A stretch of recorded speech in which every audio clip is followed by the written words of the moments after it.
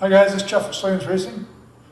This video is about SamcoSport hoses, silicone hoses for my Stark Varg EX model.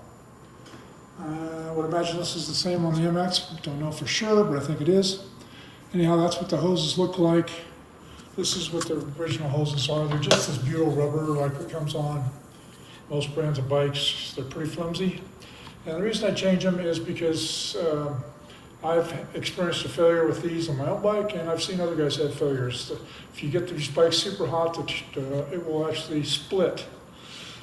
Okay, so I don't have a lot of tips on putting these on. I just mainly wanted to show you the hoses, but one tip is just take a box cutter and slice the end of the, let's see here, where is it? Right there. Just slice the end of the hose. Sorry, this is not focusing very well. There we go. And that way you can pull them off a lot easier. They are really stuck on there and they're hard to get off. My other tip is, and I think this is my only other tip, is Butyl WD-40.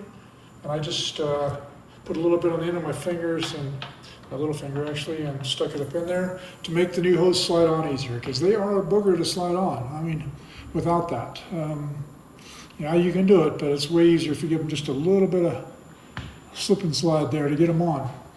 Okay, and then I use the SamcoSport hose clamp kit. It's a number 30 clamp on all of them. On every single one of these hoses uses the same clamp. We've got those kits as well. And you can see it looks pretty sharp. Now, oh, there's a third tip, sorry. Maybe even a fourth. Okay, so I removed this bolt on both sides.